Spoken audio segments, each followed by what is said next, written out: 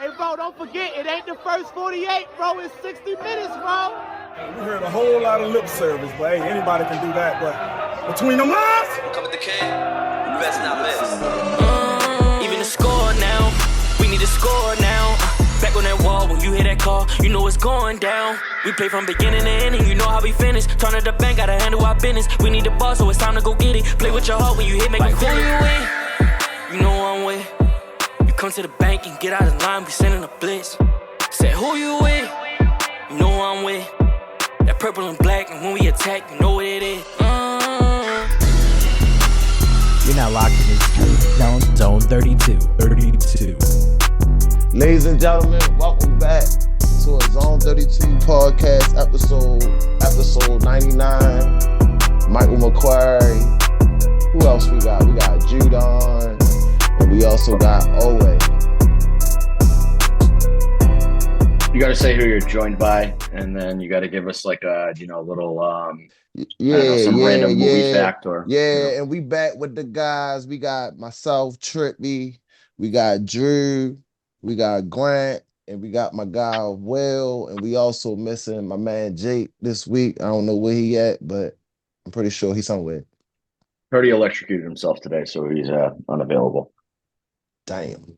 It's tough. tough. It's typical Jake, 3-4 times a year he touches a live socket and then can't make the show because he's just not committed. Doesn't care enough about it. So yeah, so this week we gonna cover what? We gonna cover how we signed Nelson Aguilar back, how we didn't pick up Kevin Zeitler, Geno Stone, Gus Edwards, and I think it was somebody else. Rocky Sin? Yeah, Rocky Sin had some dead money too that we had to pick up. The only one out of that shocks me is Zeitler. That's a pretty significant dead cap hit that we ate. I think it was like 4.8 million or something like that. And a significant offensive line player. I mean, I was giving this some that one really surprised me. I don't want to come Pro off, Bowler. Yeah, like I don't want to come off like I'm slandering the guy because he's been very good here. He's been worth every penny that we paid him. He was a solid pickup. I kind of wonder if this is like our O-line revamp year. If you got Ronnie Stanley, who I don't think will be on the roster next year. I don't know. I mean, you're going to say you can save like 13 million by cutting him. I think it's like 12 million by trading him. If you cut him after June 1st, I think that number goes up to like 15 million that you save. And really, he's not playing on a $26 million cap hit, so he's gone. You got Morgan Moses, who has been, he's just an average right tackle. Like, there's nothing wrong with him. He's fine, but he's not, he's not really what Todd Monken needs. I think Todd Monken wants more athletic offensive linemen, and I don't think Zeitler really fits that mold. And I'm wondering if the Ravens have kind of viewed this year as like you got Voorhees coming back next year. You have Saleh coming back. You have Ben Cleveland, who's looked good at right guard. Maybe this is the year that they just kind of go with a youth movement on the offensive line and see what happens. You can throw Flaley in there at right tackle or left tackle potentially. Maybe McCarry's back is better than they thought, and maybe they're ready to give him a whole year as a starter. I don't know. Zeitler originally was the only one that I was kind of like, I expected a notification that we had extended him, and it didn't hit. And obviously it sent Ravens Twitter into a panic, but it's a little bit frustrating not frustrating, but surprising and potentially frustrating that we may be going into an offensive line overhaul. Considering we were just in the AFC Championship game and lost by 7 points with the game coming down to a fumble from 14 inches out. But part of the reason we were in that spot in the first place is Lamar, was under pressure the whole game. No, I agree. But it just to think that we're going to tear down the offensive line that far, it's scary. It's scary. It's a scary thought. But again, like I said, with the Dalvin Cook signing and everything else, where it's like, you and I had the same reaction when it was like Dalvin Cook's available. I'm good not signing Dalvin Cook, but if EDC thinks it's a good idea I'm on board. If EDC thinks it's a good idea to tear down the offensive line, then I'm good because I trust EDC. So We're if gonna EDC get killed. We're gonna get killed for being homers, but EDC has done everything to like have our trust at this point. I trust So, EDC. I trust yeah. EDC. Now, again, it's scary to me though when we go to the AFC Championship game, and I think I think if you go back, I don't know. I mean, we talk on this podcast, and people don't even know how much we actually talk on this podcast because Max does a great job of cutting it down. But we talk on this podcast, and even before we start recording, we talk in this podcast for probably 20, 25 minutes, like we just did before we press record just now. I think we talk per week for probably 2 hours, and we do it every single week, 52 weeks a year, or probably 50 weeks a year. Maybe we take 2 weeks off a year. So say we talk, I don't know, do the math. 52 times 2, Will. You can do it. I have faith. I don't know, man. It's 104. That's a lot. The fact that you struggle, I'm slightly more concerned that you couldn't do 52 Listen, times man, 2, I was but- at the American Legion earlier. All right. So That's you the are, oldest thing that you could have said. Was Todd there? Yeah, Was Uncle you're not Todd really there? helping. You're not really helping beating the elderly allegations here that I've levied against you multiple times on this podcast, and you've denied.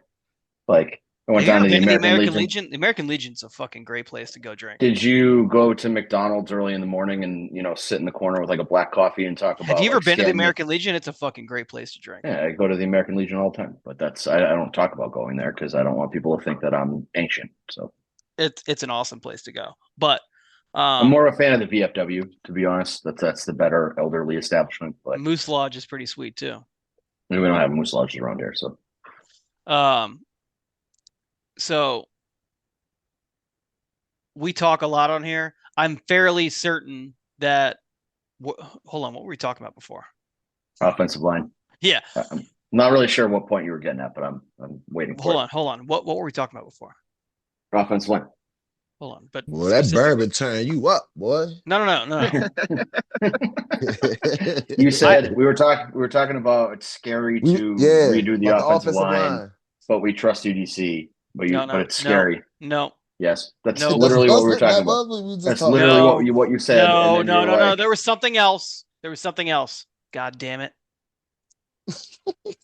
We can play this back, or you can listen back to this when you put the podcast up. But we literally went from, I think we're going to rehaul the offensive line, to you said it's scary to kind of rip that Band-Aid off because we were just in the AFC Championship game. That's what it is. So we all said that this season would be a failure if we did not make the AFC Championship game. I think that was no, I never said that because that is the biggest fucking loser mentality of all time. No, but every season is a failure if you don't win a Super Bowl. I'm sick of this fucking participation trophy generation. No, right, but just based on what has happened recently, this season, if we didn't make the AFC Championship game, then this season, just based on Lamar and everything else, this season would have been an epic failure if we didn't make it to the AFC Championship game. So, and it's still a failure, no doubt about it. Considering the way that the season went, I don't think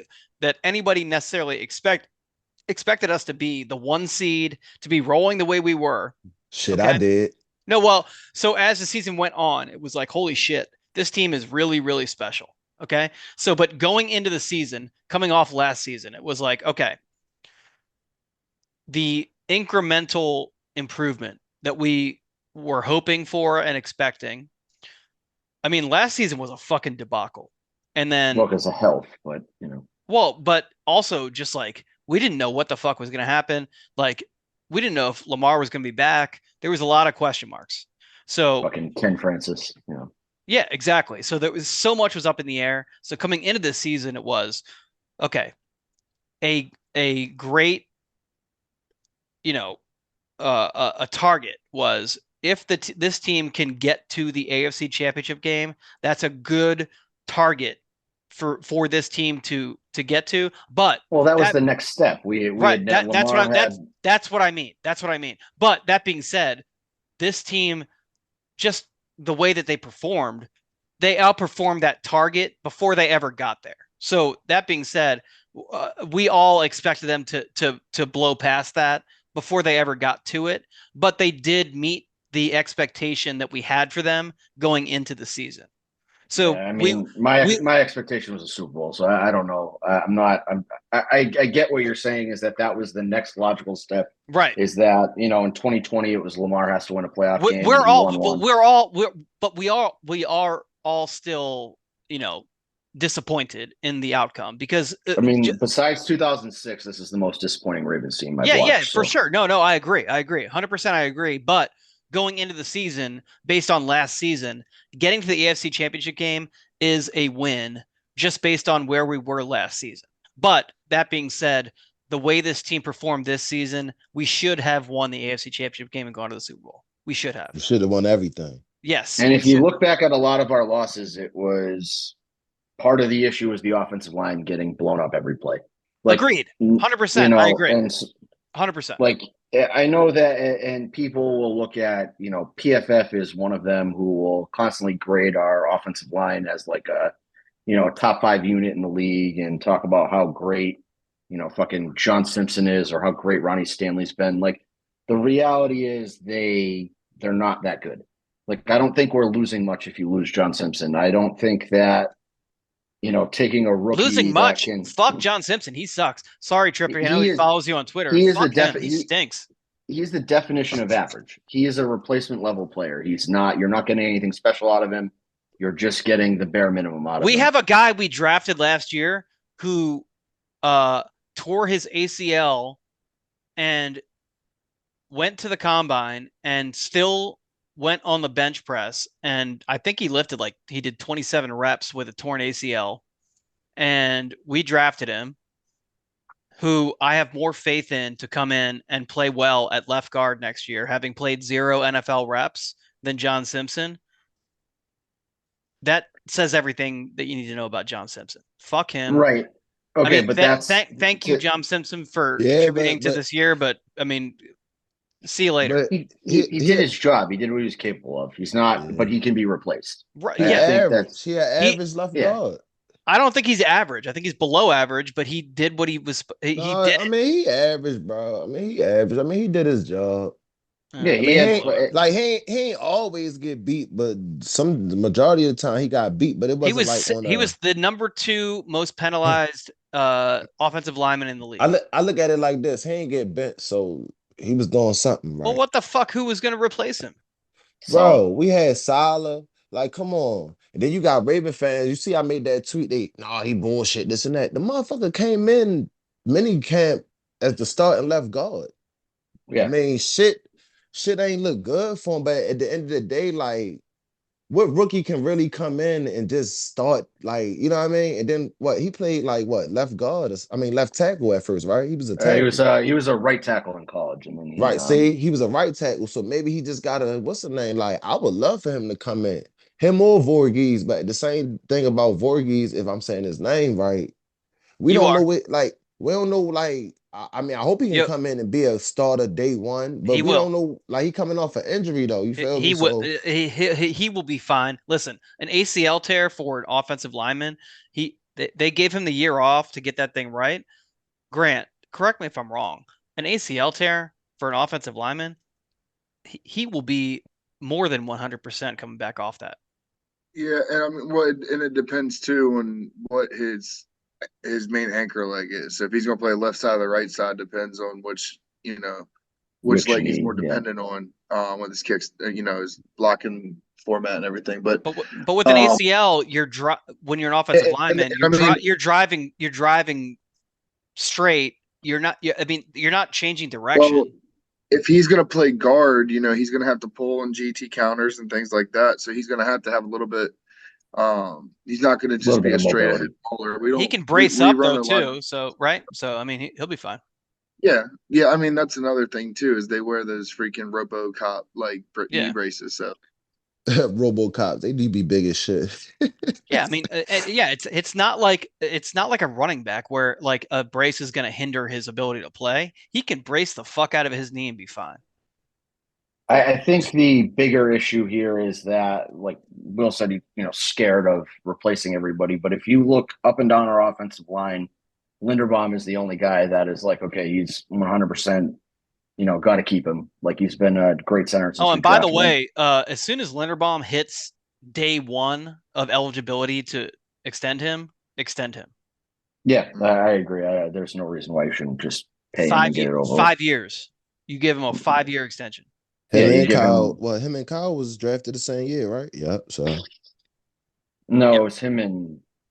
no, it was him and Kyle. No, you're right. It was him and Kyle. Yeah, You're they right. were both first round picks same year. Yeah, extend both of them. But Kyle's going to be a little pricier, I think. But I don't think whatever he costs, give it to him. He's I worth don't think it. I'm too worried about the offensive line though, because at like the end of the day, like what I be trying to tell people is like I'm worried about Ronnie.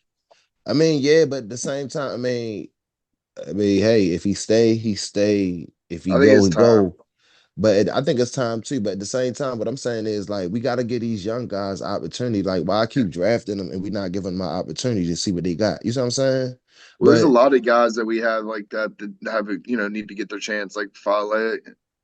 Yeah, you feel me? Like I don't want to just see him in a. I mean, and then they did get some time this year. So like I was telling Raven fans, like don't just be down on somebody because they ain't really get no playing time or they wasn't active because we don't know what they might do next year. You feel what I'm saying? Well, no, I'm not down on any of that. No. We saw what Cleveland can do when he moved.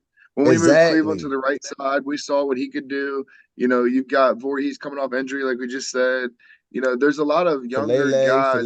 When he filled in for Moses a couple times, he was cool. Yeah, and I mean, and another thing too is that's getting completely slept on is this draft coming up is pretty deep with solid offensive linemen, and we don't need a center. So we know centers, and there's a couple good centers that could go. You could see 2 or 3 centers go in the top 2 rounds, but like we don't need that. So that alleviates that. So that's 3 other positions out of the draft that you don't have to worry about. It's heavy quarterback early. There's going to be a lot of quarterbacks to go off. Probably 4 couple or 5. Couple wide receivers in the middle rounds, but JJ McCarthy's probably going to go round 6, so it's okay. Round 1. I really. That's going to be that will go down as yours and Grant's worst take of all time. No, it's not going to be a bad take because he's going to flop. It's like it's not our fault. We went over this. You again. That's the issue is that you're like, oh, these people are smart NFL people. Like they should know this, but they go 3-14 like they're not smart.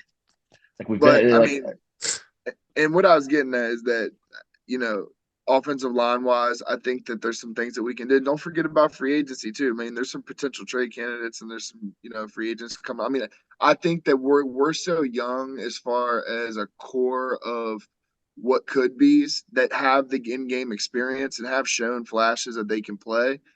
It doesn't put too much of a stress on you to nail down one specific position. You can take a look at every offensive position in free agency, draft, trades, everything. So you're not like solidifying one, like left tackle. I don't have to solidify left tackle. You're opening up what you can do offensively. And like you said, Todd Monken's got his style of offensive line that he wants. This is the opportunity for him to start to build his offensive line with what he's got now versus what he could potentially get. Especially because a lot of the older guys that we have don't really fit what Todd Monken wants. So it's like when you said the Zeitler thing, I agree completely. I love Zeitler. He's a mauler. He's an old school. He's going to give you everything he's got, lunch pail type guy. But like Monken needs more athleticism out of his guards. Yeah, we had an offensive line that was built for that Greg Roman style offense. Yeah, but how does Ben Cleveland fit that? He's pretty. I mean, he played with pretty agile. He's wide, and he gets out quick. Believe it or not, he's not a fast person, but he gets out on his pulls quick. And if you run, predominantly you run to the right side. So you're a lot of teams run to the right side. So he doesn't pull in that aspect. So you're leaving him on the right side. And the reason why we drafted Ben Cleveland in the first place in the 3rd round is because he was successful in a Todd Monken system. So fair. It makes sense. Yeah, I mean he did play for Ben or for so that's a guy that again we've had on our roster. We're gonna have him for cheap, and I don't know. I think that some of the fear of the offensive line being reshifted is kind of overblown. Yeah, it's just kind of time. Morgan Moses. the biggest thing for me is Ronnie. I think you got to just pull the Band-Aid off and get rid of him at this point. So do I, but now that you got rid of Zeitler, I just don't know that you can get rid of your right tackle, your right guard, and your left tackle and replace all three. I just don't know you can do that. Trade him and get some early round draft picks. Except for like 3 weeks this year, we were sitting on here saying like fire Ronnie Stanley into the sun, and this guy sucks. He was a liability. Yeah, but we had Kevin Zeitler on the line, so I get what you're saying. It's not that he's not coming back for sure. I doubt that he comes back because he's already got the $4.8 million. I don't think he does, but it's not a definite. And I do want to clarify when I said Ben Cleveland can pull. He's a big body when he goes, but he's not a fast guard. So once he gets going, he's fine. He'll kill somebody too. Yeah, and he's a moron. He squares up and he's strong as shit. I don't think that EDC is going to take on the project of addressing 3 starting offensive line positions in one offseason. I don't think that's a huge grant. He's potentially come on, man. That's a fucking huge job. It's a big overhaul, but for a team that was in the AFC Championship game. But he's a team that you could kick back a free agent. There could be a vet out there that can step right in and be a dude that you get out of free agency. Maybe. This is the problem though. Is so you're looking at this as a 1-year thing. Like we drafted Ben Cleveland, we drafted Voorhees, we drafted Saleh. So like. We've potentially already addressed the 2 open guard spots, and now we're looking at replacing just one guy, the left tackle. Like our replacements might already exist. Yeah, but now you're ignoring. We're gonna keep. Okay, so you're telling me we're gonna get rid of Ronnie Stanley. We're gonna keep Morgan Moses. Who would you rather have be your backup? Yeah, what's wrong with that? The guy that you're paying $7 million a year, or the guy that has $26 million cap hit. 7. But they're both equally as much of a liability in terms of performance. So get rid of both of them if that's your rationale. But that's my point. Now you have to address both. But who's to say that Falele is not already our right tackle? You know what I mean? Like you're talking about that they have to address them. Maybe they already did. You know, maybe they think Daniel Falele is our starting right tackle. Too many maybes for me. There's too many maybes for me. Okay, but there's no maybe that Ronnie Stanley's going to get his ass kicked. 6 times next year, and then he's going to sit out 5 games. I agree with that. But here's my problem with that is the decision to not re-sign Kevin Zeitler. Then the maybes then become that's where the maybes make me uneasy. So you knew Morgan Moses was going to get beat off the edge a couple times by no homo. I don't like when you say beat off on the podcast. Yeah, that's why I just said no homo. After that, I caught myself. Listen. You went to the American Legion. You can't do basic math. Like we're allowed to have senior moments. It's not just too bad. Hey, Drew. Too bad you ain't gonna get hung up on like I got hung up on earlier. It's just it's shit crazy. It's unfortunate. It happens to the best of us, but. You know what Morgan Moses is, and he's not like an all-pro right tackle. I like Morgan Moses. We are a pro Morgan Moses podcast. Same, I like him too, but you can upgrade from Morgan Moses, and the maybe is an upgrade. You know what I mean? Like we're at this point where we have. Here's Michael. Here's a question: can Morgan Moses play left tackle? Yo, yeah, he did. I think he used to play left tackle. Right? I wouldn't put him there. I wouldn't put him there, but that doesn't mean that is Morgan Moses any worse than Ronnie Stanley at left tackle? That's my question, right? That's my question. Comes down to that? That's my question. Yeah, but you don't want to say which piece of crap looks better. Like, I'm just saying, Will's fear is that we're going to go into next year with Tyler Linderbaum as our only returning starter. No, but like Will's fear is that we're going to go in with 4 new starting offensive linemen and all 4 of them are going to suck. And so if Will needs a security blanket of, I know who Morgan Moses is, so let's put him at left tackle, like that is a possibility. And that's why I think you keep him around. Didn't Morgan Moses play left tackle for the Washington team for a long time? That's what Trippy literally just said. Right? Yeah. Yeah. So I mean, No, he's got experience there. I like him, but at this point in his career, I say hell no at left tackle. I don't care if if but you think he's a step up from right. If you're asking- McCrary isn't a horrible left tackle. So. No, The problem, I McCarry's don't got. want to see McCarry at tackle, bro. He was getting his ass taught sometimes. Yeah, No, well, McCarry's fuck got that. injury issues that they know with his neck and back that he can't play a full season. Like that's why he's not a starter. That's why I mean, they've never. I do want to see us obviously draft. I honestly, I would like to see us draft multiple tackles. I mean, in a perfect world, we draft 2 tackles and 2 guards and like a running back and call it a day. But it depends on how the board falls. You know. Yeah. But I hate the notion. Best player available is the way that you go and draft. And so if you go in and you're targeting only a position, you're kind of selling yourself short because you're potentially reaching on a guy at 30, and there's no need for that. Like if you feel like all of your options at 30 are gone, just trade out. Like it's better to not take somebody at 30 and get 2 draft picks than it would be to reach on somebody at 30. 30. Okay, so we got a really great player Lamar was at 32, right? But we traded up for that. Yeah. But that's what you do is that, there's a team who sees I don't know if it's going to be Bo Nix, JJ McCarthy, whatever quarterback it is, doesn't really fucking matter. But there's going to be some team that needs a quarterback that will trade with you at 30 that'll kind of overpay you for that pick because they want that 5th-year option on that quarterback. Yeah. So that's your route if there's not a guy you like on the board at 30. Yeah. The team that holds 30, us, you don't fall in love with a player at 30. No, you fall in love with about 5 players, and it depends who it is, though. Yeah, I mean, you could fall in love with 20 players, but I'm saying if they're all gone, then or if all 5 are there, you trade out, and then you trade out into the mid 30s, and you take one of them there. I mean, Ryan Poles has got a lot of early picks, and he's a fucking moron, so it'd be pretty easy to trade with him. If he's trading 2nd-round picks for like Chase Claypool, God only knows what we could get. So you trade 30 for like pick 37 and pick 72 or something like that. Yeah.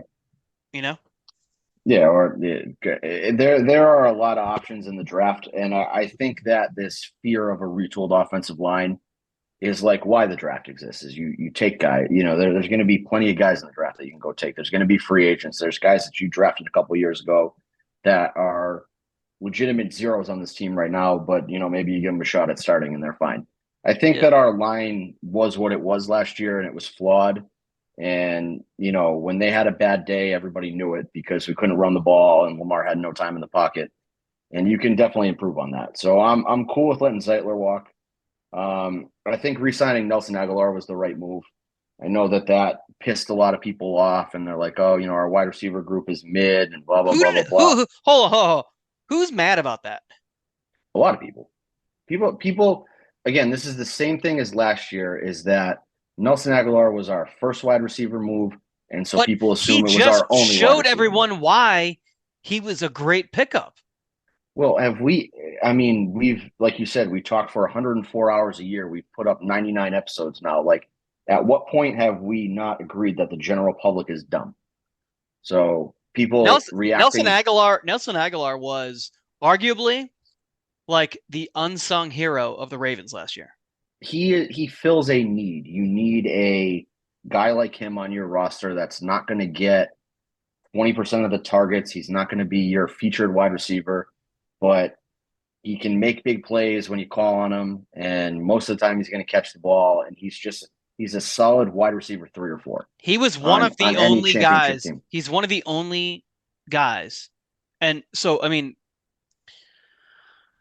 he was one of the only receivers who seemed to get the scramble drill. He was one of the guys that Lamar trusted. He scored, I think, all of his touchdowns except maybe one on unscheduled plays.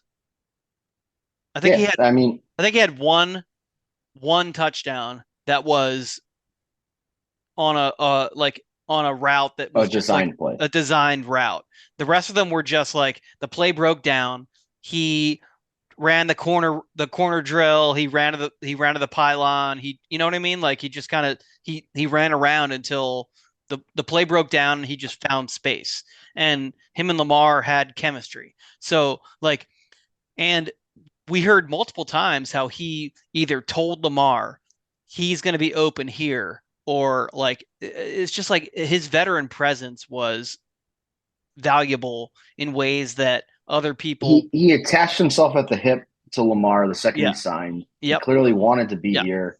He's the kind of guy that you want. He is the opposite of a Rashad Bateman, who people are begging for to get a second chance. Yeah. So, Oh, and by the or a way, third chance, or by the fourth way, chance, whatever you want to call it. Last week I said on this podcast, we get breaking news all the time. People tell us things. Trippy, he told us in a private message, he said, Nelly's white rollie I just saw Nelly's white rollie at BWI. Yeah, Then what happened? Trippy, then he came back. He, had a nice little picture of him signing the contract. And I know that was his car. I know it was, because I It's know the he's most the only one fucking driving. recognizable car you will ever see in your life. It's not Lower the tags. right. It's not just it's okay. So listen, number one, if you see a fucking Rolls Royce is very recognizable, but I guarantee you most people will never see this Rolls Royce. A Rolls Royce SUV. Have you ever seen a Rolls Royce SUV in your life on the road? Yes, but that doesn't really it's matter. very, very rare. Like I've seen like 2 ever. And one of them was Nelly's. I think I've seen 2 or 3 ever. And like I'm glad he's back. And 2 of the 3 were in like 2 of the 3 were in like fucking in Florida. Like one of them was like Miami and one was in like West Palm. And the deal was a great deal too. Yeah. Yeah, 3.75. It's 1.6 against the cap this year. Exactly. It's got 2 void years on it. Like, but that's again when you have a championship winning roster, like you have a Nelson Aguilar type guy on it. Exactly. Absolutely.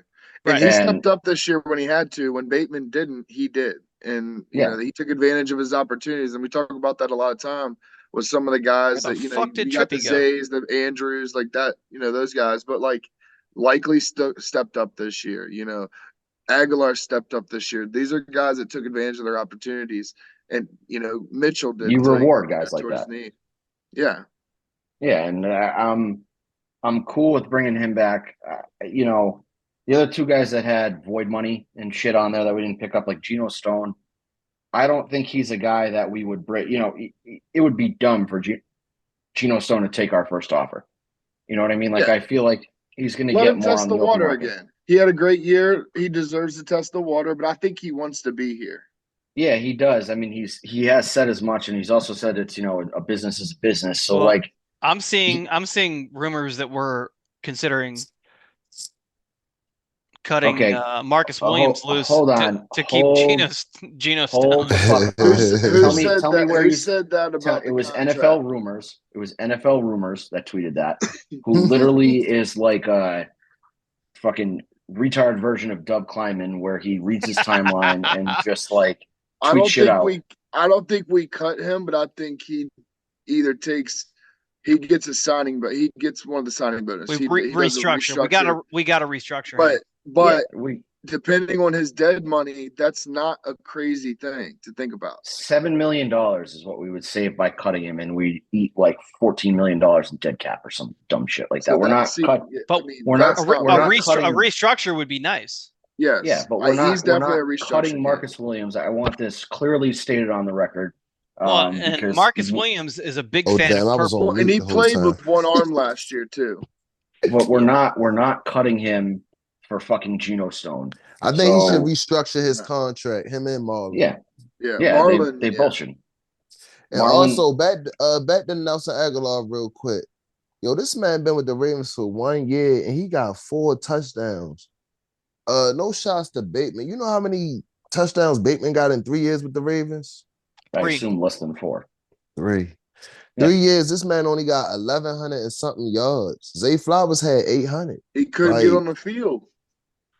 I mean, but I'm over the Rashad Bateman experiment. If there's a way to move on from him and give both sides a clean break and a fresh start, go for it. You know what I told Mo earlier? Bateman. that he should go see a nail salon technician or something like that. No, he should go become a nail tech.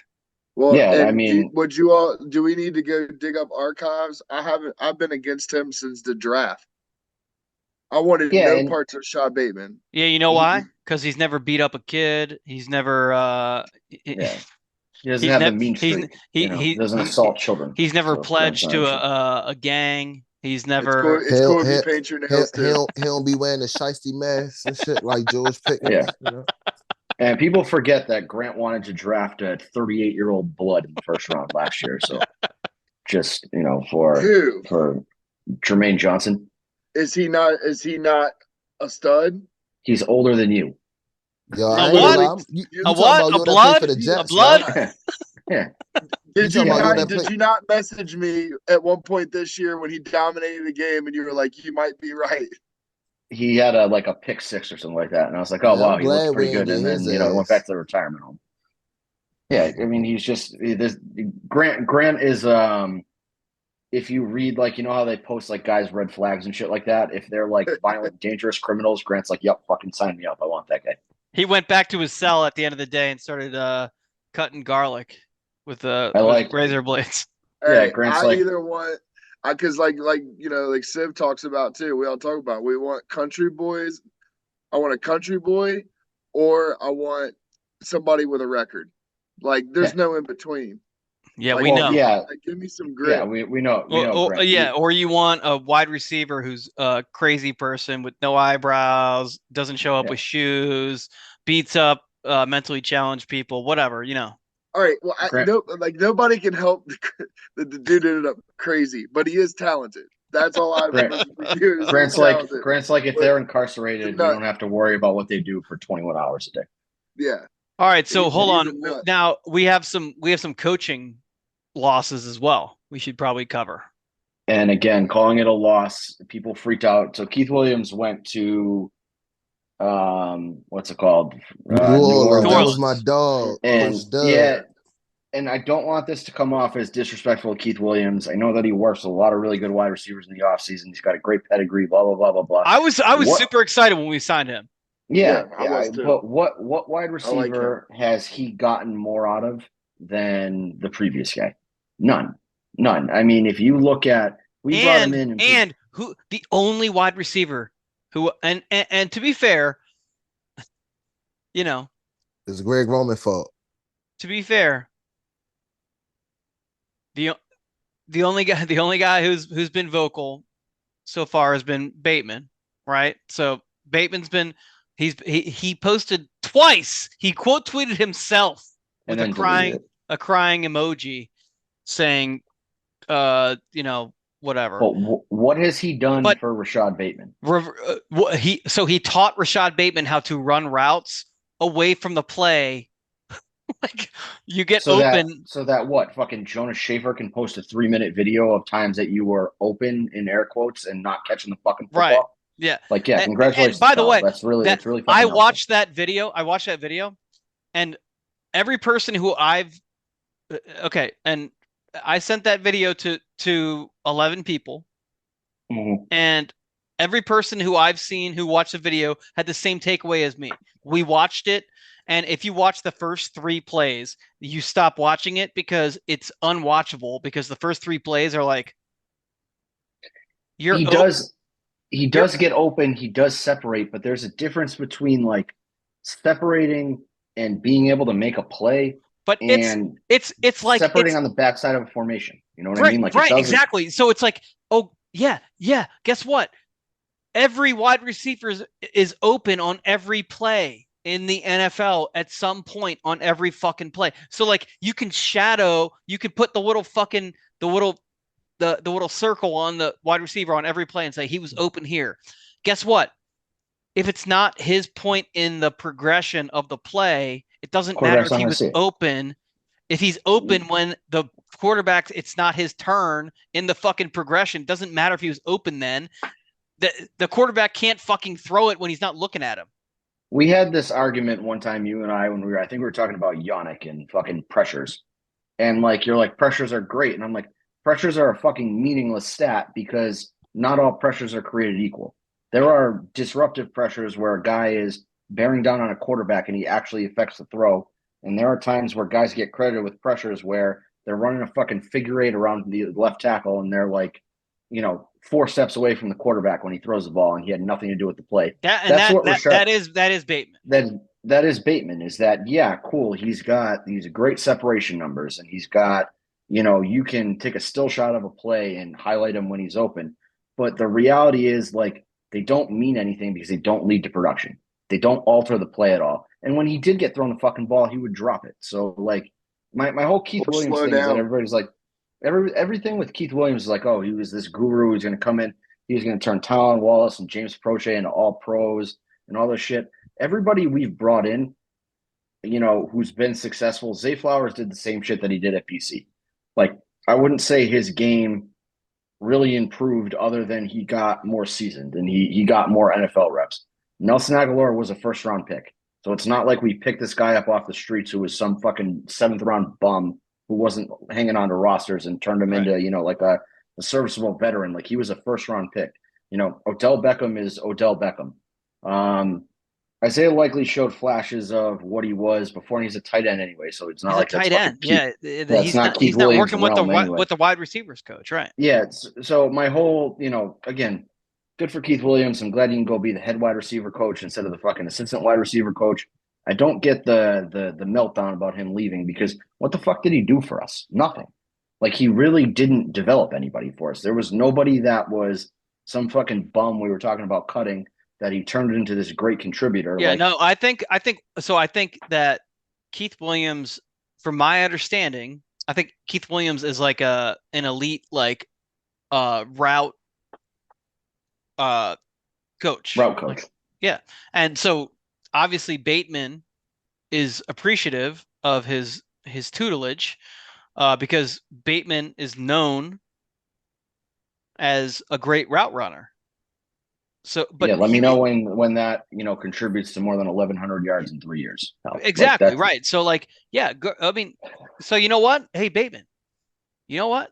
Go to fucking New Orleans. Go have a sit down with EDC tomorrow and tell him, hey, Eric, you know what? I appreciate everything that Baltimore has done for me. I think it would be a great benefit to my career if you could find a way to get me to New Orleans so I could keep. I heard they just opened a new Balenciaga store on Bourbon Street. Yeah, so I can keep working with Keith, and hopefully you guys can get a great return in in a trade for me. I think that's a responsible way to go about your business. Personally, I'm gonna be honest. If we wanted to Charlotte, send him fucking anywhere. But if we wanted to wrap up, our send him to fucking whatever the fucking nail salon is around the corner for all I care. But I'm trying to be nice and say send him to fucking New Orleans with Keith Williams. I don't even want to be mean to Rashad Bateman anymore at this point. It's not working out. It's not you, it's us. Whatever. It's not you, it's me. Rashad, you're great. Fucking have fun. Go. I wanted him here. I was fucking. Yeah, I was huge. I did too. I loved Rashad Bateman. I thought his skill set. I was wrong. He fucking sucks. He stinks. I mean, I think that he's got crazy potential, and his skill set he's got it, but I don't think he's mentally there. I don't think he's mentally. You think if he went out, went out and committed a crime, he would be a better wide receiver? Do you think that's part of what he's missing? Well, and you know what the big thing is to me? Like, people talking about people who are talking about, like, oh, here's the 2024 wide receiver depth chart, and they're like Zay, Bateman, No.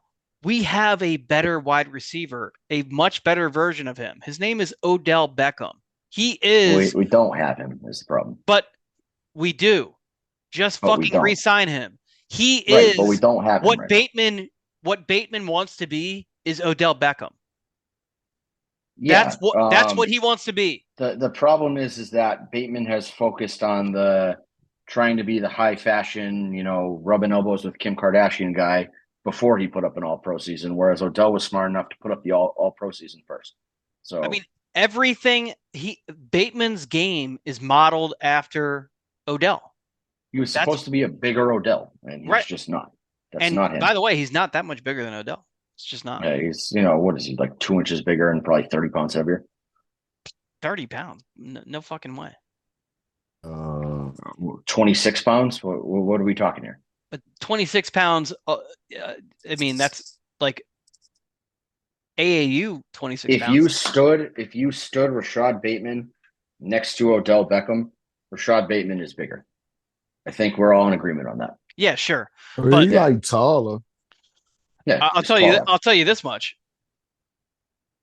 Odell would beat the shit out of fucking Rashad Bateman. Yeah, because Rashad would be afraid to break a nail. But I don't know why that's. Yeah, where the fuck did that come from? If they met from Oklahoma Will drill, funny as shit. Yo, Will's been watching too much Celebrity Deathmatch. No, I'm just saying. Rashad Bateman and Odell, as far as I'm concerned, are in the same weight class, and Odell would fucking punish him. Yeah, but that's because we've seen Rashad is soft. So like, you're preaching to the choir there. Get rid of him. Nelson Aguilar probably beat the shit out of him too.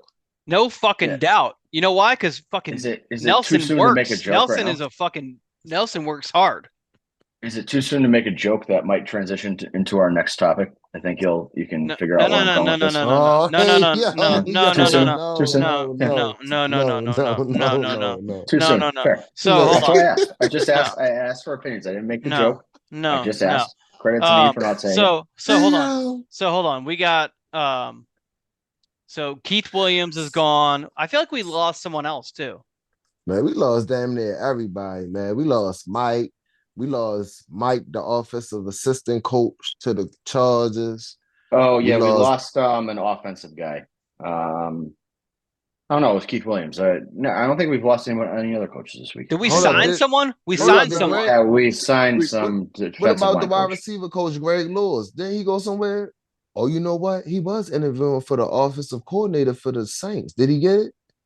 Maybe. I don't know. Yeah. And this is my. Go ahead. You talking about Keith Williams? No, we just talked about him for like. Greg Lewis. That's why I thought. That's why I thought he was confused. Grant, I was about to say, do you have CTE or what the fuck is going on with you? We just talked about Keith Williams for like fucking 10 minutes. No, I was saying that's who I thought Trippy was meaning. Grant, do you think that Odell Beckham like could beat a couple Rashad weeks Bateman ago, in a fist fight? Greg Lewis was interviewing for the Saints offensive coordinator job, but I don't know if he ever got it. I was thinking, well, maybe if he got it, it would make sense that that would make sense that Keith went. Yeah, you might be right. I don't know. I stopped caring about our position coaches because I came to the realization like they really don't fucking matter. The majority of them are not. We're not going to give them the coordinator job. Like Greg Lewis is not going to take Todd Munkin's job. So why like lose sleep over that? All right. Yeah. I mean, position coaches are important though. I mean, you have that's who basically runs that position practice. Like the overall meetings, the coordinator designs, the head coach designs, like the time periods and stuff. But the positional coaches are the ones that fine tune the skills. I think my more intelligent way of phrasing my argument is that at the end of the day, it's the guys that matter more than the coach. So, I mean, it comes down to a lot of stuff. I mean, it's the guys. Like it's Will the coach, made fun of. Will made fun of our new defensive backs coach and said that he looked like a drunk homeless guy. But like, if Marlon comes out and plays like 2019 Marlon next year, I didn't say that. I said he looked like drunk Dan Campbell. Yeah, he did like a drunk Dan Campbell. Where's the difference? But he part of the Dan Campbell's a fucking NFL head coach. He's not homeless. Yeah, because remember I said that I was gonna have to bring Werther's and Four Loco to the game.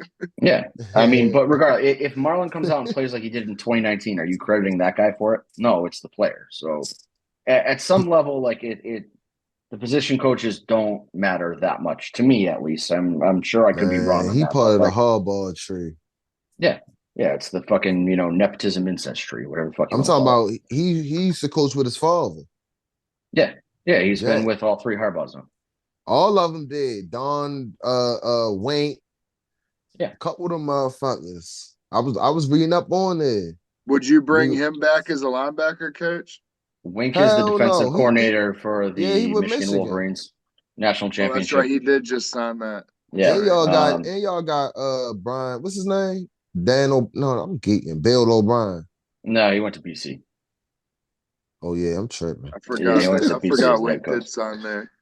Yeah, Wink went to a winning program. I know you So- can't relate. To so that. what God, they're gonna position- blitz. They're gonna blitz more than they ever have in their entire life. I texted when he signed. I texted one of my friends. I was like, I cannot wait to see Will Johnson is like the number one corner in the country. I was like, he's going to lead the country in sacks because he's just going to fucking send him 40 times a game. He's gonna sing cobras left and right with him. And then they got this kid Mason Graham, interior defensive lineman, who is a 2025 Raven draft prospect. I'm calling that now, but I'm like, he's going to be dropping back into coverage. Like This fucking 20% guy, of he them. thinks every goddamn guy who goes to Michigan is a fucking gonna be on the Ravens.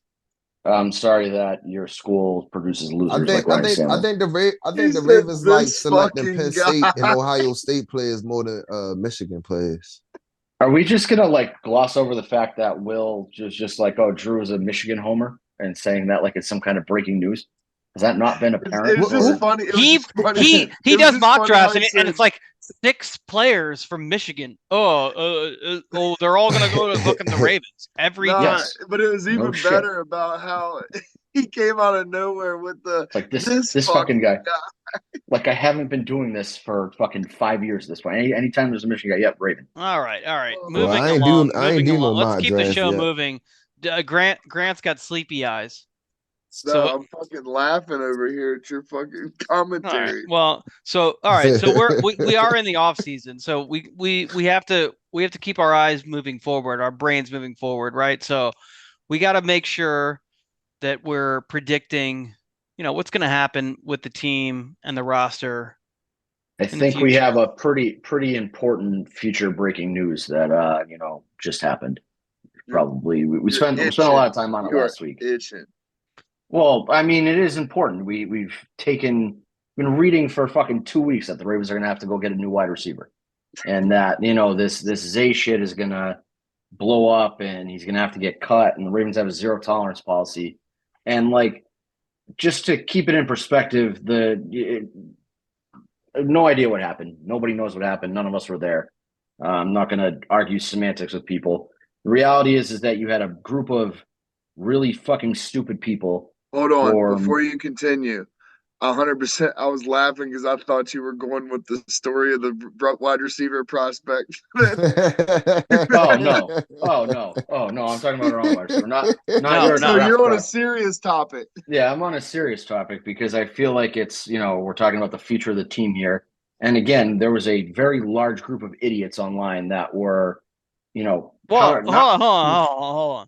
There wasn't a very there was it was pretty fucking large. Well, hold on, but there was a very small group of people who started this shit before this story ever hit the internet. Yeah. It was 2 dumb motherfuckers. One, Tyler Sperry and Ryan McCarthy. Yep. We put their names out there last week, and we're going to keep putting their fucking names out there because they deserve to be shamed because they dragged a man's name through the fucking mud. All right. Who was never named officially in a police report. I Never. would like that to be put on the record. Never. He was never a suspect. Never named a suspect. They linked him to the case because of social media, because they linked that the girl who filed the report, they linked Zay Flowers to her through social media. She never said his name. He never spoke to police. Again, you can argue the semantics all day long. If you read her report and you read the story, there's some weird shit going on there. And I'm not going to say it's, I'm not going to weigh in on it. It's just there was shit that didn't add up, and that could just be normal victim inconsistencies. That could be nothing happened and she made it up. I have no fucking idea. The long story short is that we were told by Tyler Sperry and Ryan McCarthy that this horrific incident of domestic violence occurred. Definitively that people inside the Ravens organization and that Baltimore police told them that this horrific thing happened and that Zay Flowers committed this horrific crime and that the Ravens were fucked, essentially. The story breaks about the investigation, and those 2 fucking half-brains went on a Twitter rampage, fucking thumping their chests and talking about, I knew this weeks ago and Zay's fucked and blah, blah, blah, to the point where you had advertisers pulling Zay from advertisements. Like, you are legitimately affecting this man's bottom line in his pockets. And So you went from that to the Baltimore police came out and basically said that any story saying that Zay Flowers is a suspect in this is false. That was like February 9th to a week later, they closed the investigation. No charges are coming from it. Again, I'm not proclaiming his innocence. I'm not proclaiming his guilt. I have no fucking idea what happened. My issue is with the fucking people who the entire time were thumping their chests, acting like they knew what the fuck was going on when they didn't know shit. Well, and just to be clear, not proclaiming his innocence or guilt, but also just to be clear, he was never named in a report. Right, because the girl never said his name to police officers. Okay, and then so he was never a suspect or what the fuck are we talking about? You know, and now you have the group of Ravens fans who are like, oh, well, Zay's going to get suspended. For what? For what? His name is only linked to this because of social media. Okay. The only reason his name is linked to this is because of Tyler Sperry and Ryan Zay McCarthy. Flowers gets suspended, that was what I was getting to. If Zay Flowers gets suspended, it's because of Tyler Sperry. Right. 100%. So Tyler Sperry could potentially be costing Zay Flowers advertisement deals and game checks. Right. Because he decided to run with some half-cocked fucking story that he claims he got from inside the castle. I seriously doubt that anybody inside the castle is giving him information. Yeah. And if somebody did, that person should be fucking fired on the spot. That person should be fucking livid right now, because my guess is that we got some fucked up version of telephone of Tyler Sperry sold energy drinks to Jimmy down the block, whose uncle cuts this guy's hair, who knows this guy who's in Raven security. Hey, and by Tyler the way, Sperry got it fifth hand. I want to put this out there. Okay? I want to put this out there. Tyler Sperry, I know you monitor everything that I say and do. You won't tag me on social media. For some reason, I think you're terrified of me because you're a pussy.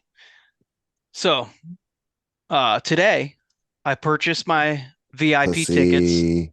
Yeah, bitch. So today, I purchased my VIP tickets for the Orioles opening day, Jimmy's tailgate. I know you are going to be there. Bar. Yeah. So come talk to me about it while we're there. Come find me. Come show us your sources. That would be show Will your sources. I'm not fucking going. I'm not gonna call out that day. Come lay it all out for me. I invite you to come find me. You'll know it's me. I'll have my Zone 32 hoodie on. You will know it's me. Believe me. Believe me. The long story short here is that Tyler Sperry is a fucking jackass and has caused irreparable damage to Zay Flowers' reputation at this point. Right. He's always going to have the stink of domestic violence on him now, because you thought that you could get famous by breaking that story. You're an asshole. It takes a lot for me to lecture somebody with, online behavior making you an asshole, but you are truly like a fucking piece of shit. Yep. And anybody like him who, as stupid as, saying that like the 911 call got routed to Massachusetts because she has a Massachusetts cell phone number, and you're going on your timeline fucking, spouting that dumb shit off. That was the dumbest shit I ever heard in my life. That motherfucker, that individual compared Zay Flowers to Joe Mixon, which is the most infuriatingly stupid thing. Besides thinking that 911 calls are routed based on your fucking area code of your fucking phone number. Like, that is the level of intelligence of the people that are pushing these rumors that are like potentially ruining a kid's life when there's no proof that he did anything. And then you got that same contingent of people talking about, well, he might get suspended for violating the player conduct policy. What fucking conduct is he actually accused by credible sources of breaking? And by the way, everybody else, everybody else mute yourself right now. Or just don't talk. This is just me. This is just Will talking right now. So anything that's said right now, you can put it on me. This is my own theory. I believe there is only one victim of the crime that happened. The reason there's no charges that have been filed is that the victim of the crime is not the person that we've been led to believe. The reason that the person who filed a report fled the state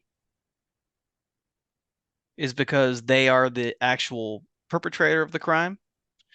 There's only one person that we know has a wound. The wound that was shown on TV was a defensive wound. It's very clearly an old wound. So we know that Zay did not talk. So I'm just going to leave it at that. I'd also like to say that police report claimed that they called a player's agent or lawyer. That is what's being reported, is that they reached out to what they presume is Zay Flowers' lawyer or agent, but he's never named specifically. So who knows if that's even who they called. They called somebody's lawyer, and that person said that he's not going to talk to you. No, well, again, and no like I said, I don't think that Zay Flowers has any interest in pursuing any sort of action against anyone in this situation. He wants it over with. I don't exactly. And there's a stigma associated with what may have happened on that night. Okay. The person who has made a situation out of this, who has now made it into no big deal, it was 10 minutes, blah, blah, blah, blah, and has made it into okay, well, I'm not going to do anything about it, and has decided they're not going to produce any evidence of any, assault that may have occurred. It's just going to be words. I'm telling you, all of this adds up to what I'm suggesting actually happened. And even if that happened, you said that Zay wouldn't want to report it because of a stigma. I think that's even deeper than it actually is. Doesn't care. He wants it done and over with. Exactly right. That's the bigger deal. This is a deal. We are talking about this on a podcast right now. That will never be confirmed. That'll never be. No one will ever know that. No one will ever know that that's the case. I'm saying that the only reason that we're even discussing this is because a couple of loudmouth retards on social media decided to make this public. Zay Flowers doesn't want this public, obviously. Exactly right. Exactly. And and I'm going to go a step further and say, I reached out to Zay very, very, very, very early on in this. He ignored you. And and because he wanted to go away. And Trippy reached out to someone on the side, and we kind of got the same feedback, right, Trip? Yeah, that they didn't want to talk to you because my bad. I was on mute because you said everybody mute up. But yeah, why would you ever listen to Will? No, he was listening. Oh no, I'm saying why would he listen to you when it comes to muting himself? I'm just but what I was ready to say though, like I said, regardless of the situation, like whatever the fuck happened, I just hope Zay don't fuck with her no more. It doesn't sound like he does. Like, well, and more importantly, to get to our future of the team discussion, like this is done and over with. Like this is no longer something hanging over the team's head. This is resolved. Whether I fucking cackled this morning. I got a fucking notification from NFL.com on my phone that said top 10 Zay moments from 2023. Yeah, because it's done. It's done. And it's done. Whether people want to sit here and there's a certain fucking white hooded dumbass who's been using this as a situation to like insert herself and stuff going on, like it's done. You're a an fucking idiot. moron. An absolute fucking moron. you'll never be a victim of a domestic situation because no guy would ever touch you. That's why you had to fake having a Oh, and by the fiance in way, the first place. yeah, she heard that from Tyler Sperry. Oh, 100%. They're done. They're white trash. White Yeah. trash talks. Yeah, no Yeah. shit. Exactly. All right, let's move on. Let's move on. To a more the genesis of this is that it is a positive ending and that this situation is over with. Yep. So we can look at, I guess, the current draft, current free Yep. agent market. Yep. All right. So let me handle this. Do you want to put up that graphic that I sent you now, or do you want to let Grant hold on. pitch us on his Hold on. Damn, Kentucky just lost on a buzzer beater. That's crazy. What the fuck is this? because Grant, you're very passionate about signing a running back. I know. Hold on. I'm gonna riff with Grant while you figure out your computer. Hold on. Well, I just need to understand what the fuck am I looking at here? Grading every one of EDC's draft picks. Well, but hold on. Before we do that, it fits my theory because I know what Grant's going to go with here, and it's why I don't agree with Grant. Yeah, but we have a specific. Let's before we do this. This is too widespread. I have a specific. This week we're sticking with one position. All right, so then we can go off topic after this, but let's just before we do that, let's stay like narrow, okay? All right. So that would be called like staying in your lane. Yeah. So Grant, I did give you an assignment before we got on the podcast today. Did you prepare? I did. Okay. Grant, I gave you an assignment 5 seconds ago. Did you prepare? Well, it wasn't 5 seconds ago. At this point, it was probably like an hour ago. I got notes for each of them too, so I'm perfect. Ready, man. All right. So Grant, we're in the off season. Yes. We have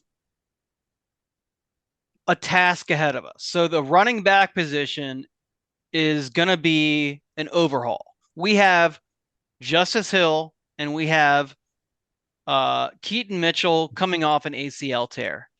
Other than that, we have a blank slate because J.K. Dobbins is, as far as I'm concerned, not coming J.K. back. Dobbins is not on the roster. He's not on the roster, right? And I cannot imagine a situation where he comes back. Maybe that's one of Grant's 10. So let's let him. Could be. I don't want to spoil anything. And then, and we didn't extend Gus, and we didn't extend Gus, and right, and he has dead cap, and I just can't see a situation where we bring him back considering his age and everything else. And just our history of drafting guys and everything else, and just the way we are able to turn like spoilers, but spoilers, just nothing into something. So what I would like you to do is give me your top picks of whether it be free agents, trade targets, or draft guys for BBCs in Baltimore. Nailed it. That being Baltimore ball carriers. Baltimore ball carriers. I'm about to say, what the fuck? Look on Grant's face. Yeah. Look on Grant's face. Like, what? Hey, bro, I was like, oh, did he say EDC? Baltimore, he said Baltimore ball carriers. BBC. Isn't that what that means? Pause, man. I don't know what's up with you, Will, man. Pause. Man. That's what that means to you, right, Grant? Yeah. That's exactly what it means. So here's the thing, though. We all know that I've been on. Hold on, Grant. Before you start, I have a relevant question for you. When you give us this list of names of BBCs that you're ranking in a casual conversation, when BBC might not actually, fit what you're talking about, are you putting them in order? Are you putting them in order, or are you just naming names? So I got 10 guys. They're not in order 1 through 10 for preference. Okay. So the way I broke it down was out of all the free agent backs, the top 3 BBCs. that I think best. BBCs. the top 3 Baltimore ball backs. carriers. Yeah, the top 3 backs that I end up BBCs. thinking. Shut up. The top 3 backs that I end up putting in this that I think are the best fits. The next 2 backs I did were bargain backs, and then the top 5 draft picks that I think are the best backs that would fit our system. I think running back's an important position. Oh, BBCs are bargain ball carriers. Okay. Fair. Different. Yo, you just He thinks he's doing a bit right now, so he asked me to do something so he could just do this whole bit or Right. whatever. But I really got something. So as soon as he shuts the fuck up, I'll read it. Yes, please. Anyways, the top 3 backs I had, I think are going to fit the system that are free agents. Saquon, big on Saquon. I think he's explosive, multi-dimensional. We know he's dynamic with the ball. Everybody has the health concerns thing, but I think that he would be a massive fit. I'm more for the fact that we need to go out and pay somebody and get a proven guy, because a dynamic back in this system is going to make Lamar even better and make him take that next leap. Derrick Henry, I got at number 2.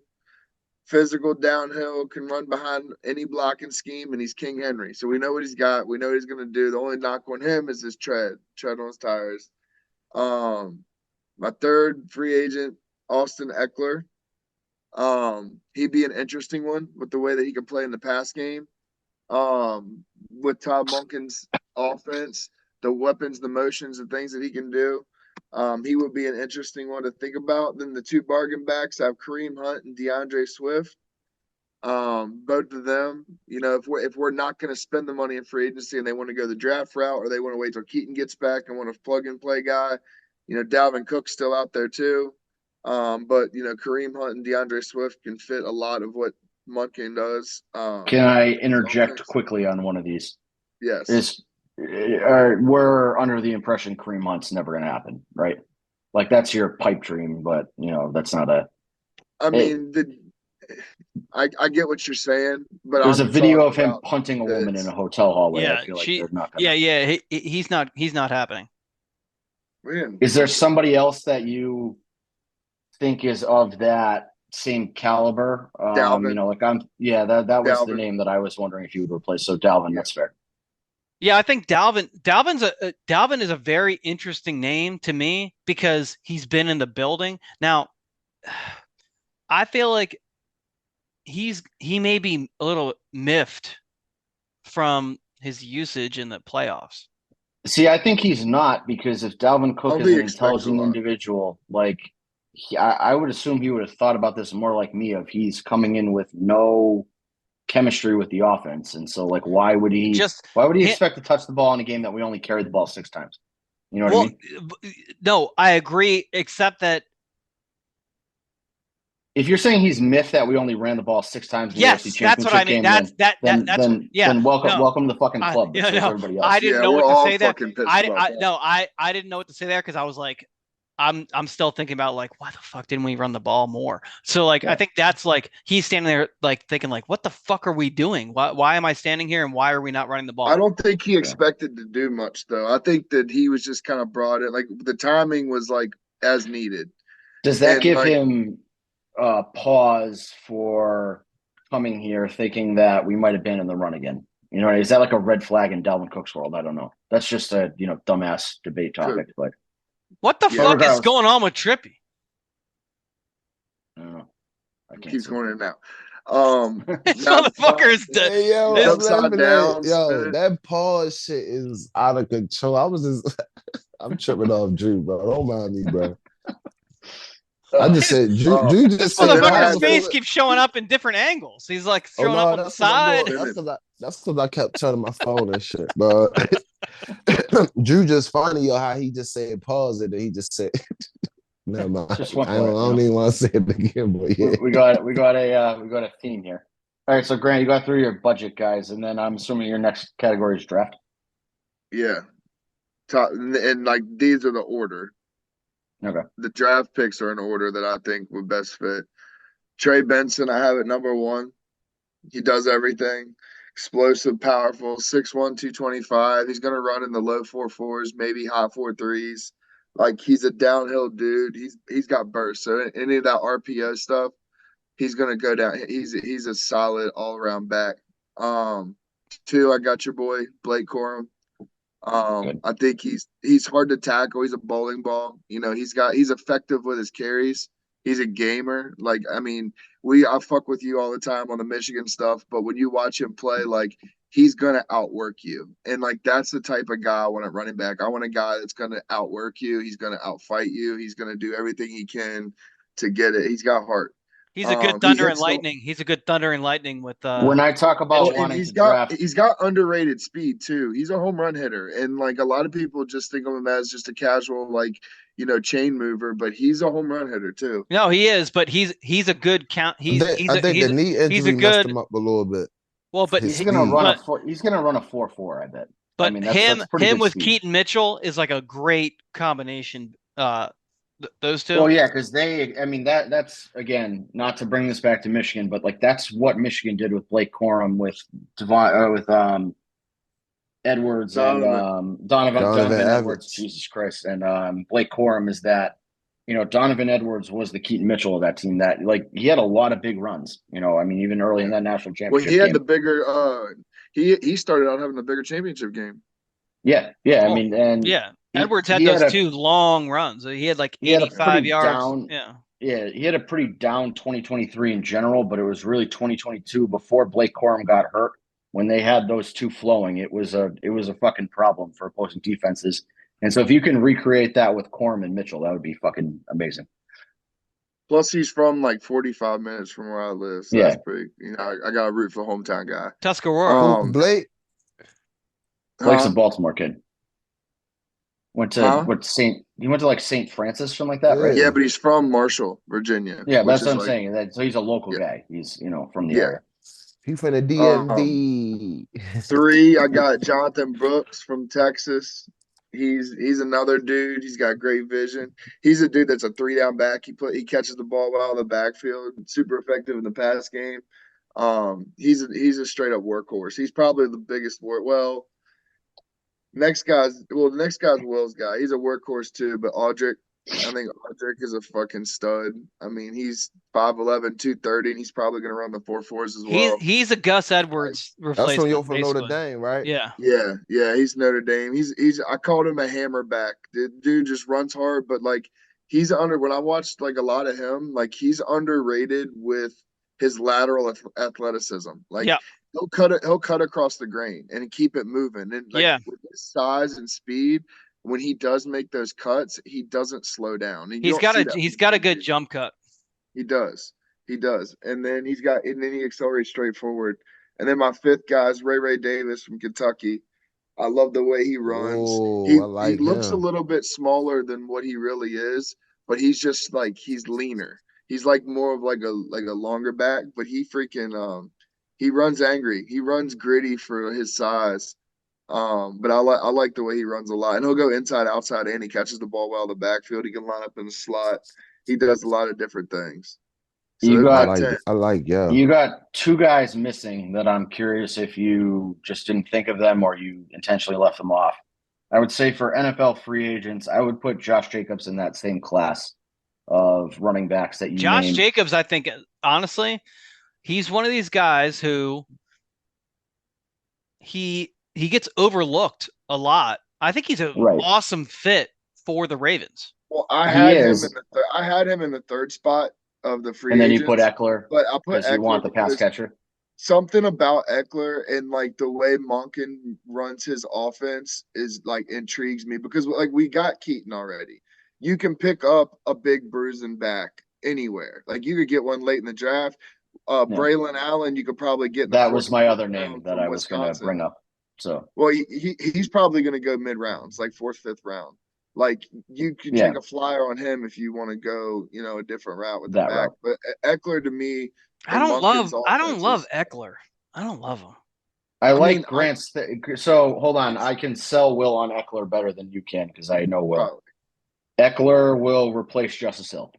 Eckler does what Todd Monken wanted Justice Hill to do better than Justice Hill does it. So that is your playing special teams though. Yeah, no, he won't play special teams, but he will pass block. He will catch the ball out of the backfield better. He will run those outside plays a lot better than Justice Hill does. So as somebody, Will, who was talking about last week that you want to take away Harbaugh's toy and take away the temptation of putting Justice Hill in the game, you're essentially getting an upgraded Justice Hill and Austin Eckler. Jacobs, Eckler Jacobs to me, does that too. But Eckler to me seems like a Harbaugh guy too. Yeah, hardworking, whatever, late round pick, grinds for everything. Yeah, he is a Harbaugh guy. Jacobs does all that too. The only thing that scared me about Eckler Not to that is same like level. the only thing that Will scared does me like with Jacobs. Austin Eckler is like, can he stay healthy? Like, if he can stay healthy, I could see him fitting in our offense. Eckler And I ain't wears gonna- those big ass shoulder pads. I don't like him. But see, Will I ain't gonna lie Shipley's though. kind of interesting too. Will Shipley like- from Clemson. He's Oh, interesting in yeah. Monken's offense too. What about Him the and, other dude from Louisville? I was thinking of the Oregon Jordan. guy. Who's the Oregon running back? Bucky Irving. That's another one that Yeah, gets Bucky. a lot of He's of small, people. though, online. ain't He's he? ranked He's pretty smart. high in a lot of other people's rankings. He's ranked pretty high. I just got to go. I mean, I even like Dejon Edwards from Georgia more than I like him. Yeah. I like Edwards is I underrated. like people named Bucky. Same. That's It's a great name. no, it is. It's a solid first name, but he's also like I think that he's He's a guy that small. we're not going to be able to draft because I think he's going to go before it would make sense for us taking a running back. If that makes any sense, my point there. He Yeah, we gave should me actually- a lot of. Saquon. He gave me a lot of like Kamara vibes too, though. Which I mean, he's not. He's a good back. He just. Did you I've- hold on, Kamara- hold on. I wasn't paying close enough attention. Did you have Kamara on your list? No, and I was actually just going to ask him about Kamara and Chubb because those are two guys that are. Yeah, Chubb. Well, I didn't. Do I any thought trade. when I saw the first thing I saw, so when the only person I saw saying Chubb was going to get cut was like a bullshit, like dumbass account, and now I'm seeing it everywhere. If Yeah. Chubb gets cut, we He's need my to one. be. So We need to I be just- all over Chubb. I just did like expected free agents. Yeah, Like, we yeah. don't know if he's gonna get cut or already not. guaranteed going to be on the market. Like there's Yeah. no. Yeah, that's Yeah. fair. If Chubb is a free agent, then everything's out the window. We need to pay Chubb. Yeah, Right? I mean, like we've all been really high on him for a long time, and like even when we've played him over the years, we're like, "Fuck, man, he's the one we got to stop. He's the killer. He's the one He's that's the gonna best get us-" running back in the Yeah, NFL. workhorse. Besides He is. McCaffrey. Yeah, I think McCaffrey- he's no. No. I think No, I think he Nick better. Chubb he is got the more best. power. Like he Nick Chubb is the finished. best running back in If the you're NFL. talking, Period. if you're talking Does not have the pass overall catching running skills. back, it's McCaffrey. Yeah, if you're but talking Yeah. runner, he a it's better Nick Chubb. finisher. Runner. Oh yeah, okay. Yeah. Nick Chubb's a better runner than McCaffrey. Yeah. That's fine. But if you're talking well. all around back, it's 100% McCaffrey. All around Yeah. back, it's Lamar. This is I ain't gonna lie. can't, I can't I'm support stuck- that That's because then going you're down pushing the another Lamar's trail. away. Yeah, you're pushing the stuck Lamar's away between- back narrative. Is it? I'm stuck between quarter- Saquon quarter and Henry. back. But you said Kamara too. What do you Yeah. think compensation for Kamara would be? So I think that's got to be Fourth round the Saints are like negative $178 million. They said they're saying they want a 7th round pick. Yeah, Well, like so when if did we're- he get paid? Was it last year or 2 years ago he got paid? 2. So Two. this year's cap hit would be manageable, and it would be next year's that would be a little bit crazy. But But if those we are traded usually for him, if that's year 4, that's usually void years. it's a legitimate year. They have not put any void years on Oh. Kamara. Oh yeah, you know they put Mark Ingram gonna be recruiting him too. If that's true. Yeah, if he's available, I would take him in a heartbeat too. Oh, he would. Hey, Oh, he would be the awesome. reason that I picked a bunch of those backs are because of what he could do with Monken. Yeah, like I went into skill this set-wise. list assuming that I was going to want to fight Grant on half of his picks, but really, other than like, I think that there's a bunch of guys in the draft. I think I think Corum is like the one that we should key in on. But outside of that, like, Kamara would be a BBCC. He'd be a Baltimore ball carrier catcher. There you go. There you go. Baltimore Blake Corum. I mean, come on. But no, in all seriousness, like, Grant's probably gonna. Grant's like, oh punch you. shit, oh man, I'm Grant's really probably into gonna that. like, yeah. Grant's I probably can't gonna wait to do fucking- tight ends. I think we should just end it there. I think that's the closing line of the podcast. Yo. Yo, No, I gotta send y'all that clip, yo. I gotta send y'all that clip. That shit was funny as shit, yo.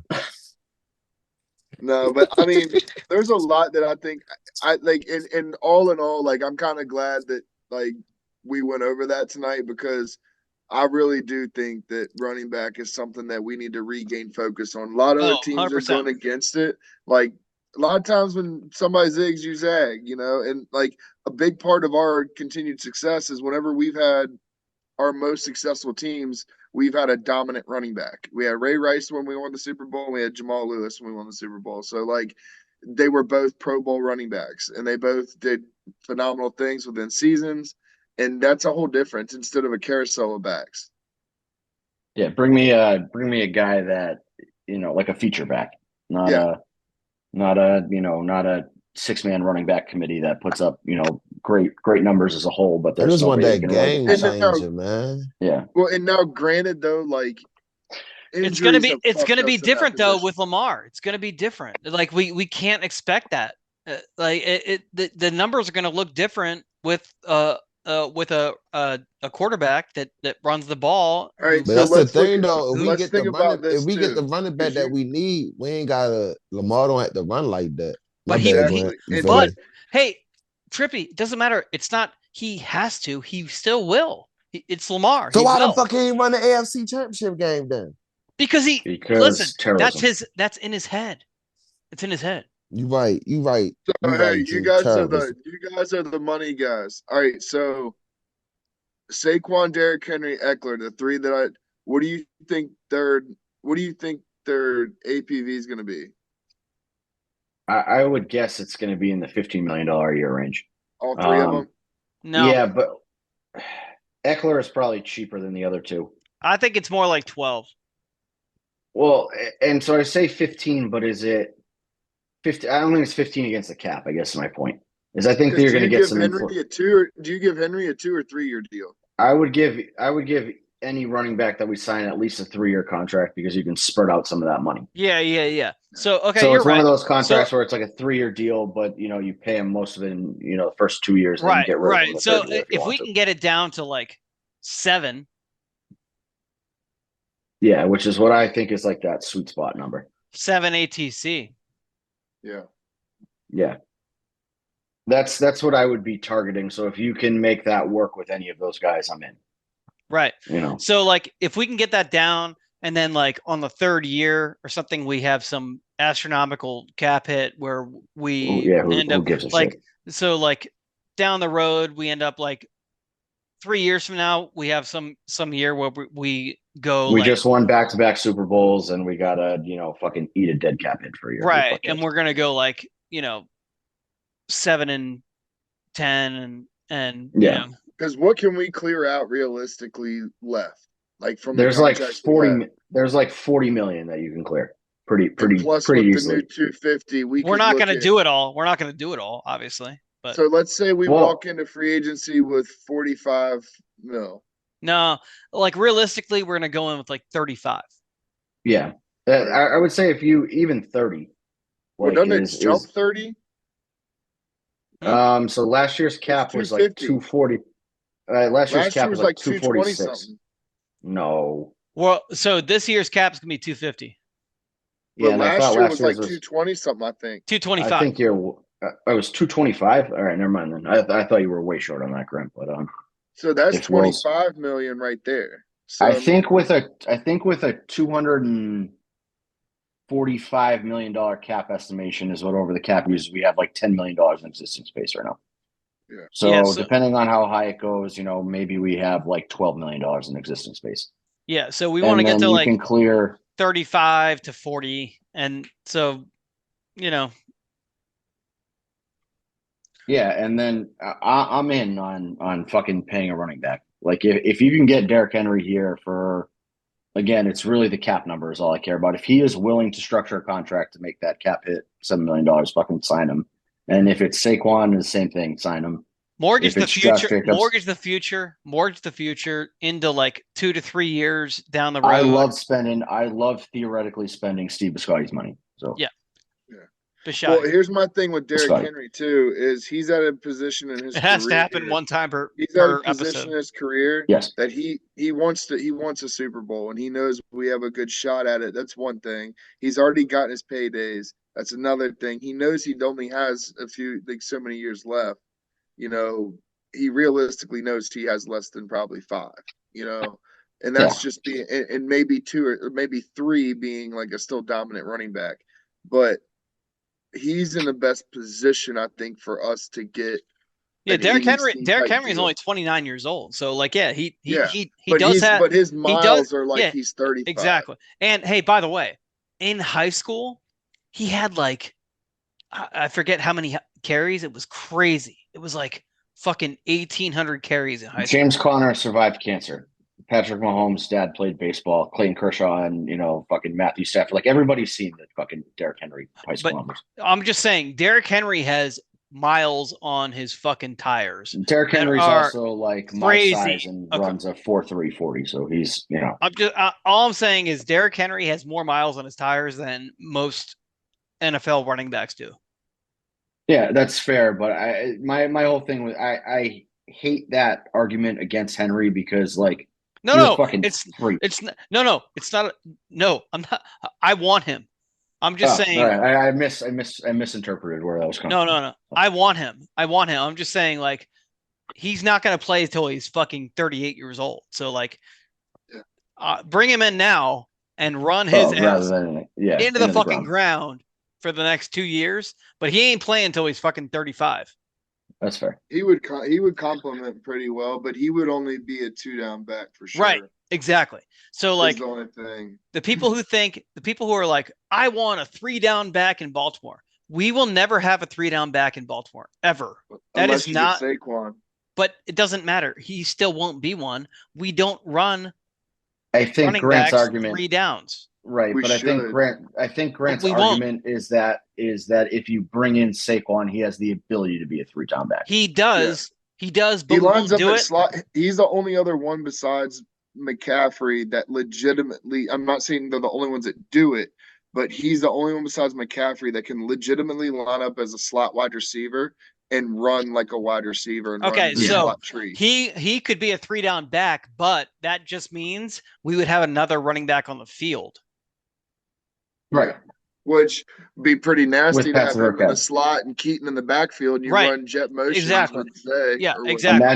Imagine him, Keaton, and Patrick Ricard in the backfield at the same time. Right, exactly. So like all that's fine, but I'm saying as far as our designated Make-A-Wish player. Yeah, exactly. Fuck But you. as far Fuck as you. usage is concerned, like we're not going to be running them in 3 downs. I love like that. we're not going to be handing the ball off three downs. Like they're not going to get 3 carries like Larry Johnson style. Like they're not going to get 3 carries. Like they're not They going to don't get do that, yeah. 450 fucking carries a season and getting their Well, I fucking mean, that's blown. that age of the running back's done. Except Right. for, I mean, Derrick Henry's the last of the dying breed, but I don't think you use him as much of a workhorse as he has in the past. If he came and here, he doesn't, and with Right. his game, like our game plan and Monken's offense and Lamar, he doesn't have to. well, Right. and just to be clear, if Derrick Henry came here last year in Tennessee, he had as many catches as fucking Rashad Bateman. He had 32 catches last year. Well, and you got to remember too, trade deadline. He wanted to be here. If the owner didn't nix the deal, he'd already been here. Right. So, yeah. So And I extended. am all for Derrick Henry coming here at the right price. And I'm all for Saquon at the right price, all these things. But, all these people who are like a 3-down back, that doesn't exist in Baltimore. It just doesn't. It's not going to happen. Period. It should, though, in his offense. It won't. It won't. But so here's the other thing too: is it just we almost have to. We it almost may have happen, to but sign it would somebody. happen. It would happen in a 3-down back with another back. That's all I'm saying. It was like, but we almost have to sign somebody, right? When you have 5, 6 big names out there like that, the big 5. You got Saquon, Derrick Henry, Eckler, Jacobs, Who's the fifth? There's one more. Let's just say those four then. Those four. Fucking Got to Pollard. make a Pollard. Pollard. Yeah, that was the fifth one. Those five. He's not going. He's going back to Dallas. Right, but they're not going to tag him again. And he's the type of runner that Monken likes. Like, yeah, he's gritty. He does a lot within the tackles. Like he can read. He's not coming here. But I mean, of those five backs, you got to look at heavy options to pay one of them, bring them in. I agree. And I'd be cool with any of the five, to be honest with you. I have a preference of. This is a rare ending to the podcast where we all actually agree that let's pay a running back. Yeah. Pay him. Yeah. All right, Trippy, I think it's time for you to take us out here. Well, that's going to end it, everybody. We're going to holler at y'all next time. It's time for me to die. It clipped just like Jake. That was fucking perfect. That was fucking perfect. I want to try and yell too hard because last time I yelled, man, I almost had a headache and shit. I'm like, damn, I don't think it was. I almost said it. Hey, Trippy gonna yell and never really pass out. Man, that's how I be at the game, bro. That's why I don't be trying to yell. Be fucking yelling before the game, man. I be fucking tired as shit. Head banging. Oh yeah, I sent Pat Ricardo a message too. Waiting for his ass. Zone 32.